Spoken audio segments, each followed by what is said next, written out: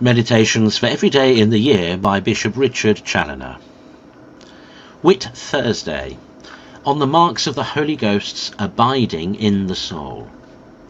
Consider first that the surest way to make a judgment whether the Holy Ghost abides in the soul or not is by his fruits. The Spirit of God never lies idle. He is a fire that is always active, always in motion, always tending upwards. If we find nothing of this in our soul, we have reason to fear he is not there. His fruits are charity, joy, peace, patience, etc. If we have none of these fruits, he is not with us. My son, what is thy faith? Is it firm? Is it lively? Or is it not rather dull and dead? Does it show itself in the practice of thy life? Dost thou live by faith? What is thy hope? What is thy sense of the things of eternity? What is thy esteem of spiritual things? What is thy devotion? What is thy love for God and thy neighbour? What is thy desire of making a daily progress in the way of God? By examining thyself upon these heads, it will be easy to judge whether the Holy Ghost be with thee or not. But especially there is no surer mark of this divine Spirit abiding in the soul than a constant and fervent desire of loving God daily, more and more, and of ever knowing and doing his holy will in all things. Dost thou find in thyself this earnest desire of loving and pleasing God? If so, the Spirit of God cannot be far from thee. Consider secondly, that as there is an infinite opposition between the Spirit of God and wilful sin, so one of the surest marks of the Holy Ghost's residing in the soul is a settled constant abhorrence of wilful sin, with a fixed determination of the soul never to admit for the future any such sin, upon any consideration whatsoever.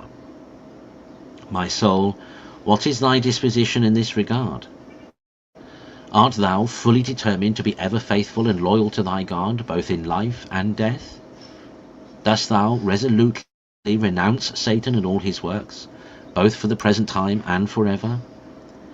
Is it thy constant and settled resolution never to transgress the holy law and commandments of God for any worldly honour, interest, or pleasure, for any respect of person, for any fear or love, for anything that the world can give or take away, or for any other consideration?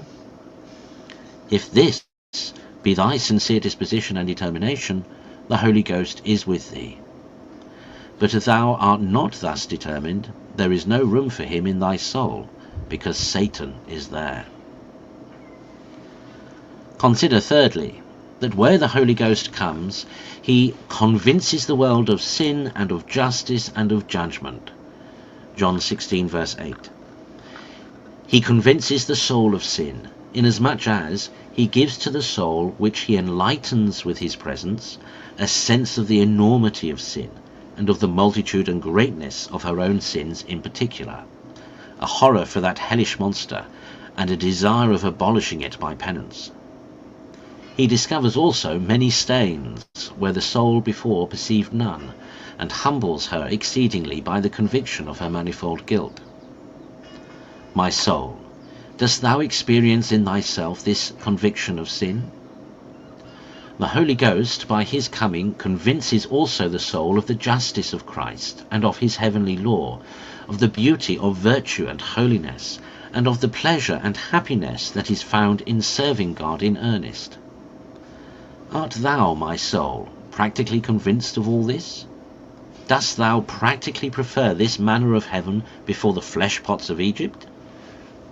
Again, the Holy Ghost by his coming convinces the soul of the wrong judgment she has hitherto made in following the world and the prince of this world, who is already judged and condemned, and of the right judgment she ought to make of all things, in order to escape the judgment which God will otherwise one day make of her.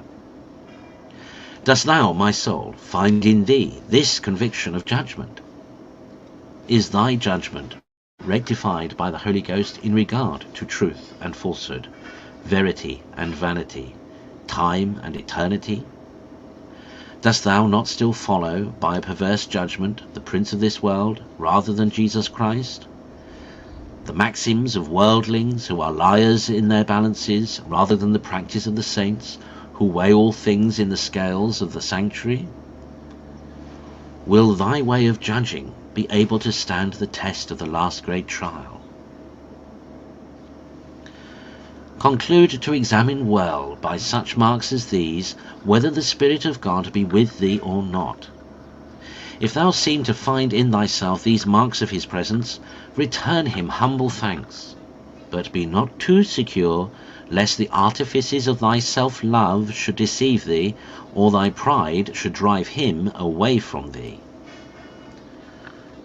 But if thou discoverest not in thyself these marks of his being with thee, bewail thy misery, and give thyself no rest till, by penitential tears and fervent prayer, and all the other means by which the Holy Ghost is to be invited into the soul, thou hast grounds to hope that he has returned to thee.